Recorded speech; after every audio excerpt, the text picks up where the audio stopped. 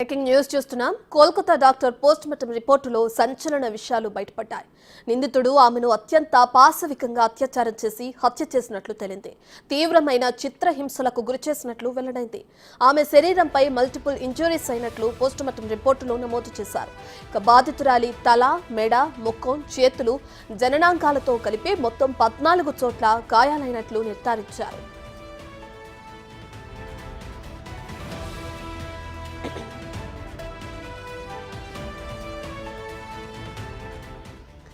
గొంతు నలమటంతో ఊపిరాడక చనిపోయినట్లు పోస్టుమార్టం నివేదికలో వెల్లడించారు. మరోవైపు బాధితురాలి జననాంగాల్లో తెలుపు, చిక్కటి ద్రవం ఉన్నట్లు తేల్చారు.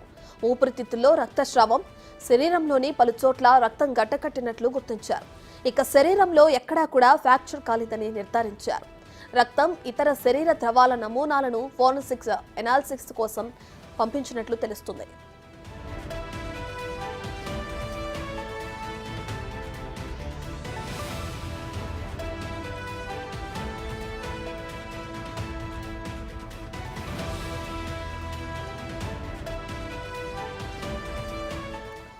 ఇక కోల్కతా డాక్టర్ పోస్ట్ మార్టం రిపోర్టులో సంచలనాలు బయటపడ్డాయి. అయితే ఈ కేసు గురించి మనందరికీ ఇంతకు ముందు తెలిసిందే. దేశవ్యాప్తంగా డాక్టర్లందరూ కూడా ఈ విషయానికి సంబంధించి సమ్మెలు చేస్తున్నారు. వాళ్ళ విధులను కూడా బహిష్కరించారు. దీనికి సంబంధించి ఈ రోజు అయితే పోస్ట్ మార్టం రిపోర్ట్ అయితే బయటకు వచ్చింది. అయితే నిందితుడు ఆమెను అత్యంత పాశవికంగా కూడా అత్యాచారం చేసి హత్య చేసినట్లు కూడా ఈ పోస్ట్ మార్టం నివేదికలో తేలడం జరిగింది. చిత్రహింసలకు గురి చేసి ఆమెని గొంతు నులిమి చంపినట్లు కూడా పోస్ట్ మార్టం నివేదికలో తెలిసింది. అయితే ఇప్పటికే ఇంకా కొన్ని నమూనాలను కూడా అటు ఫోరెన్సిక్ ఎనాలిసిస్ కోసం కూడా పంపించారు. పూర్తి నివేదిక వచ్చిన ఆధారంగా దాని తర్వాత విచారణ చేపట్టనున్నారు పోలీసులు.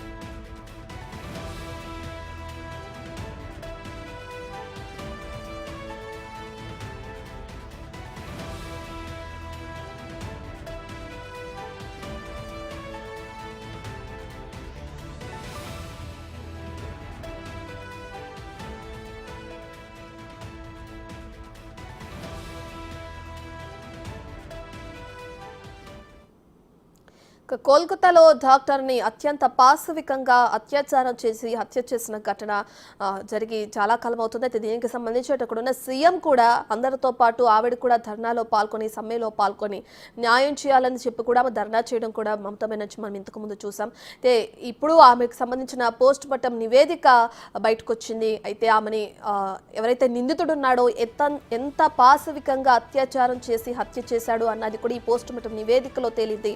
అయితే ఇంకా కొన్ని నమూనాలని ఫోరెన్సిక్ కి పంపించడం జరిగింది. అవి వచ్చిన తర్వాత కూడా విచారణ చేపట్టనున్నారు పోలీసులు. అయితే ఇప్పటికే ఆమెని తల, మెడ, గొంతు నులిమి చంపారు అని కూడా ఈ పోస్ట్ మార్టం నివేదికలో డాక్టర్లు పేర్కొనడం కూడా మనం చూస్తున్నాం. అయితే దీనికి సంబంధించి అటు దేశవ్యాప్తంగా కూడా అందరూ డాక్టర్స్ ఎవరైతే ఉన్నారో వాళ్ళ విధుల్ని బహిష్కరించి ఈ కేసుకి ఒక కొలిక్కి రావాలి, న్యాయం జరగాలి అని చెప్పి కూడా సమ్మెలు చేయడం, ధర్నాలు చేయడం కూడా మనం చూస్తున్నాం. చాలా హాస్పిటల్లో డాక్టర్స్ విధులకు కూడా హాజరవని పరిస్థితి నెలకొంది.